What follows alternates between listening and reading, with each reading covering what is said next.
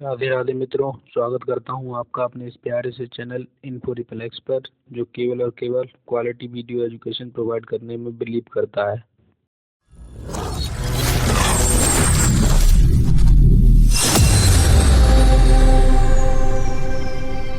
तो फ्रेंड्स, आज की हमारी इस वीडियो का टॉपिक है आंध्र प्रदेश, जिसे मैं आपको आज इस वीडियो में आंध्र प्रदेश के इन सभी विषयों के बारे में विस्तार से बताऊंगा, जिससे आपको आंध्र प्रदेश के बारे में छोटी से छोटी जनरल नॉलेज का ज्ञान मिल जाएगा।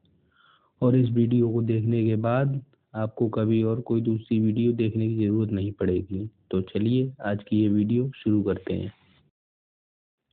तो जैसा कि हम लोग जानते हैं कि आंध्र प्रदेश भारत का एक राज्य है जिसकी राजधानी अमरावती है। तो सबसे पहले हम लोग यह जानेंगे कि आंध्र प्रदेश भारत का राज्य बना कैसे। यह बात 1953 से पहले की है, जब आंध्र प्रदेश मद्रास प्रांत का हिस्सा था। फिर 1953 में कुछ लोगों ने यह कहकर आंदोलन किया कि हमें एक अलग राज्य चाहिए जिसमें केवल तेलुगु भाषा वाले बोलने वाले लोग रहें। जब यह आंदोलन बहुत ज़्यादा बढ़ गया तो 1 अक्टूबर सन 1953 को आंध्र प्रदेश को मद्रास प्रांत से अलग कर दिया गया और 1 नवंबर 1956 को इस राज्य को भारत का एक दर्जा दिया गया। इस प्रकार से आंध्र प्रदेश राज्य का गठन हुआ। अब हम आंध्र प्रदेश से जुड़ी कुछ महत्वपूर्ण बातें देखेंगे। सबसे पहले हम आंध्र प्रदेश के क्षेत्रफल की बात करेंगे। आंध्र प्रदेश का क्षेत्रफल 1,62,975 वर्ग किलोमीटर है, जो भारत का 7वां सबसे बड़ा राज्य है और यह भारत के कुल क्षेत्रफल का 5.05% है। अब हम आंध्र प्रदेश की जनसंख्या के बारे में बात करेंगे। आंध्र प्रदेश की जनसंख्या 5.34 करोड़ है, जो भारत का 5वां सबसे अधिक जनसंख्या वाला राज्य है और यह भारत की कुल जनसंख्या का 3.8% है। और आंध्र प्रदेश में कुल 26 प्रशासनिक जिले हैं।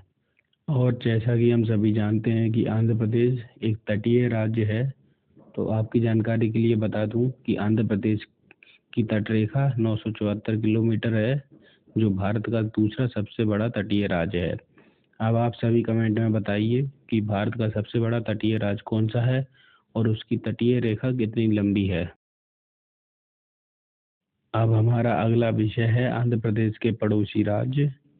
आंध्र प्रदेश के कुल 5 पड़ोसी राज्य हैं, जिनमें उत्तर पूर्व में उड़ीसा, उत्तर में छत्तीसगढ़, उत्तर पश्चिम में तेलंगाना, दक्षिण पश्चिम में कर्नाटक और दक्षिण में तमिलनाडु शामिल है। और जैसा कि मैंने पहले बताया कि आंध्र प्रदेश एक तटीय राज्य है, इसलिए इस राज्य की पूर्व दिशा में बंगाल की खाड़ी से समुद्री सीमा लगती है। अब मैं आपको आंध्र प्रदेश से जुड़ी कुछ और महत्वपूर्ण बातें बताता हूँ, जिनमें सबसे पहले हम आंध्र प्रदेश की साक्षरता दर यानी लिटरेसी रेट की बात करेंगे। आंध्र प्रदेश की साक्षरता दर 72.6% है। अगला है लिंग अनुपात, सेक्स रेशियो। तो आंध्र प्रदेश का सेक्स रेशियो प्रति 1000 पुरुषों पर 993 महिलाएं हैं। अब किसी भी राज्य की सबसे महत्वपूर्ण बात होती है उसकी जीडीपी। तो आंध्र प्रदेश की जीडीपी 6.35 लाख करोड़ रुपए है, जो भारत की कुल जीडीपी का केवल 1.7% है। अब हम लोग आंध्र प्रदेश के राज्य प्रतीकों की बात करेंगे। तो आंध्र प्रदेश का राज्य पशु काला हिरण है, राज्य वृक्ष नीम है, राज्य का फूल चमेली है, राज्य फल आम है और राज्य पक्षी तोता है। अब हम आंध्र प्रदेश में बहने वाली नदियों के नाम देखेंगे, जिनमें गोदावरी, कृष्णा, पेन्ना, तुंगभद्र, स्वर्णमुखी, कुंडू और पलार जैसी नदियां राज्य में बहती हैं। और मैंने केवल प्रमुख नदियों के नाम बताए हैं। इनके अलावा भी आंध्र प्रदेश में कई अन्य नदियां बहती हैं जो इतनी महत्वपूर्ण नहीं हैं। अब हमारा अगला विषय है आंध्र प्रदेश में बने बांधों के बारे में है। आंध्र प्रदेश का पहला बांध श्रीशैलम बांध है, जो कृष्णा नदी पर बना हुआ है। इसकी लंबाई 512 मीटर है और इसकी ऊंचाई 145 मीटर है। इस बांध का निर्माण कार्य 1960 में शुरू हुआ और 20 साल बाद 1980 में इसका निर्माण कार्य पूरा हुआ। आंध्र प्रदेश का दूसरा बांध नागार्जुन सागर बांध है और यह भी कृष्णा नदी पर ही बना हुआ है। इसकी लंबाई लगभग 1.5 किलोमीटर है और इसकी ऊंचाई 124 मीटर है। इस बांध का निर्माण 1955 में शुरू हुआ और 1976 में यह पूरी तरह से बनकर तैयार हुआ। आंध्र प्रदेश का तीसरा बांध सोमशिला बांध है जो पेन्ना नदी पर बना है। इसकी लंबाई 760 मीटर है और इसकी ऊंचाई 39 मीटर है। इस बांध का निर्माण 1974 में शुरू हुआ और 1989 में पूरा हुआ। अब यदि आपने यहाँ तक वीडियो को देखा है तो आप लोगों को समझ आ गया होगा कि इस वीडियो में किस स्तर का कंटेंट है। अगर आपको वीडियो पसंद आ रहा है तो कृपया चैनल को सब्सक्राइब करें क्योंकि हमारा चैनल नया है और आपकी एक सब्सक्रिप्शन हमारे लिए प्रेरणा है, जिससे हमें आपके लिए ऐसे और वीडियो बनाने की प्रेरणा मिलेगी। अब वीडियो पर वापस आते हैं। हमारा अगला विषय आंध्र प्रदेश के राष्ट्रीय उद्यान और वन्यजीव अभयारण्य है, जिनके बारे में हम विस्तार से जानेंगे। आंध्र प्रदेश का पहला राष्ट्रीय उद्यान पापीकोंडा राष्ट्रीय उद्यान है। जब इस राष्ट्रीय उद्यान की स्थापना 1978 में हुई थी, तब यह एक वन्यजीव अभयारण्य था। बाद में सन 2008 में इसे राष्ट्रीय उद्यान का दर्जा दिया गया। इस राष्ट्रीय उद्यान का क्षेत्रफल लगभग 1000 वर्ग किलोमीटर है और यहाँ बाघ, तेंदुआ और सियार जैसे जानवर पाए जाते हैं। आंध्र प्रदेश का दूसरा राष्ट्रीय उद्यान राजीव गांधी राष्ट्रीय उद्यान है, जो आंध्र प्रदेश के कडप्पा जिले में स्थित है। इसकी स्थापना सन 2005 में हुई थी और यह एक छोटा राष्ट्रीय उद्यान है जिसका क्षेत्रफल केवल 24 वर्ग किलोमीटर है। आंध्र प्रदेश का तीसरा राष्ट्रीय उद्यान श्री वेंकटेश्वर राष्ट्रीय उद्यान है, जो आंध्र प्रदेश के चित्तूर और तिरुपति जिलों में स्थित है। इसका क्षेत्रफल लगभग 353 वर्ग किलोमीटर है और इस उद्यान में लगभग 178 प्रकार के पक्षियों की पहचान की गई है। इस राष्ट्रीय उद्यान की स्थापना 1989 में हुई थी। आंध्र प्रदेश में केवल 3 राष्ट्रीय उद्यान हैं, इसलिए अब हम आंध्र प्रदेश के वन्यजीव अभयारण्यों के बारे में जानेंगे। आंध्र प्रदेश का पहला वन्यजीव अभयारण्य कौंडिन्य वन्यजीव अभयारण्य है, जो आंध्र प्रदेश के चित्तूर जिले में स्थित है। इसका क्षेत्रफल 357.6 वर्ग किलोमीटर है और इसकी स्थापना 1990 में हुई थी। आंध्र प्रदेश का दूसरा वन्यजीव कुरिंगा वन्यजीव अभयारण्य है, जो आंध्र प्रदेश के काकीनाडा जिले में स्थित है।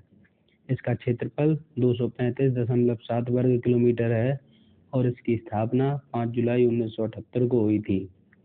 आंध्र प्रदेश का तीसरा वन्यजीव अभयारण्य कंबलकोंडा वन्यजीव अभयारण्य है, जो आंध्र प्रदेश के विशाखापट्टनम जिले में स्थित है।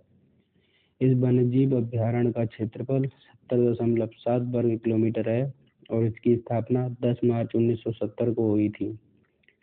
आंध्र प्रदेश का चौथा वन्यजीव अभयारण्य रोलापड्डू वन्यजीव अभयारण्य है, जो आंध्र प्रदेश के नंदयाल जिले में स्थित है।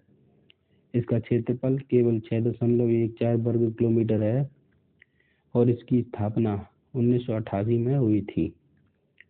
आंध्र प्रदेश का पांचवा वन्यजीव अभयारण्य कृष्णा वन्यजीव अभयारण्य है, जो कृष्णा और गुंटूर जिले में स्थित है। इसका क्षेत्रफल 194.81 वर्ग किलोमीटर है और इसकी स्थापना 1989 में हुई थी। आंध्र प्रदेश का अंतिम वन्यजीव अभयारण्य गुंडा ब्रह्मेश्वर वन्यजीव अभयारण्य है, जो आंध्र प्रदेश के कुर्नूल जिले में स्थित है। इसका क्षेत्रफल 1194 वर्ग किलोमीटर है और इसकी स्थापना 1990 में हुई थी। अब हम लोग आगे बढ़ते हैं और आंध्र प्रदेश के कुछ ऐतिहासिक स्थानों के बारे में जानते हैं। आंध्र प्रदेश का सबसे प्रसिद्ध और ऐतिहासिक स्थान तिरुपति बालाजी मंदिर है, जिसे श्री वेंकटेश्वर स्वामी मंदिर के नाम से भी जाना जाता है। यह मंदिर आंध्र प्रदेश के तिरुपति जिले की तिरुमाला पहाड़ी पर स्थित है। यह एक हिंदू मंदिर है और यहाँ भगवान विष्णु के वेंकटेश्वर रूप को समर्पित है और मैं आपको बता दूं कि मैं खुद यहाँ 2-3 बार जा चुका हूँ। ये बहुत ही सुंदर स्थान है।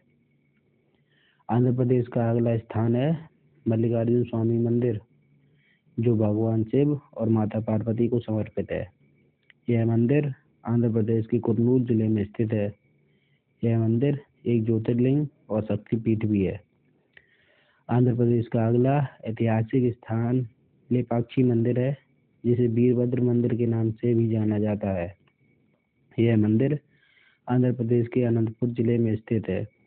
इसका निर्माण 16वीं शताब्दी में किया गया था और यह मंदिर भगवान शिव को समर्पित है। आंध्र प्रदेश का अगला ऐतिहासिक स्थान कोंडापल्ली किला है, जो आंध्र प्रदेश के एनटीआर जिले में स्थित है। इस किले का निर्माण 14वीं शताब्दी में रेड्डी वंश के शासकों द्वारा किया गया था। आंध्र प्रदेश का अगला स्थान चंद्रगिरी किला है, जो आंध्र प्रदेश के तिरुपति जिले में स्थित है और इसका निर्माण 11वीं शताब्दी में किया गया था। देखिए, मैंने आपको केवल 5 स्थानों के बारे में बताया है, लेकिन आंध्र प्रदेश में कई ऐसी अन्य ऐतिहासिक स्थल भी हैं जो उतने महत्वपूर्ण नहीं हैं। फिर भी मैं आपको कुछ और ऐतिहासिक स्थलों के नाम बता देता हूँ, जिनमें प्राचीन अमरावती स्तूप, उंडावली गुफाएं, गांडीकोटा फोर्ट, नागार्जुन आदि स्थान शामिल हैं। अब आगे हम आंध्र प्रदेश में पाए जाने वाले खनिजों के बारे में जानेंगे, जिसमें बॉक्साइट, चूना पत्थर, ग्रेनाइट, हीरा, लौह अयस्क, मैग्नीज और अभ्रक जैसे खनिज राज्य में पाए जाते हैं। हमारा अगला विषय आंध्र प्रदेश के नृत्यों के बारे में है, जिनके मैं केवल आपको नाम बताऊंगा। आंध्र प्रदेश का शास्त्रीय नृत्य कुचिपुड़ी है और वीरनाट्यम, लंबाडी, बुट्टा बोमालू, कोलाटम, डप्पू, टापेटा, लिम्सा आदि आंध्र प्रदेश के लोक नृत्य हैं। अब हम आंध्र प्रदेश में मनाए जाने वाले प्रमुख त्योहारों के बारे में जल्दी से जान लेते हैं। आंध्र प्रदेश में प्रमुख रूप से मनाए जाने वाले त्योहार हैं मकर संक्रांति, उगादि जिसे तेलुगु नववर्ष भी कहा जाता है, गणेश चतुर्थी, महाशिवरात्रि, दीपावली और तिरुपति मंदिर में मनाया जाने वाला ब्रह्मोत्सव उत्सव, जो अक्टूबर महीने में मनाया जाता है। ये सभी त्योहार आंध्र प्रदेश में प्रमुख रूप से मनाए जाते हैं।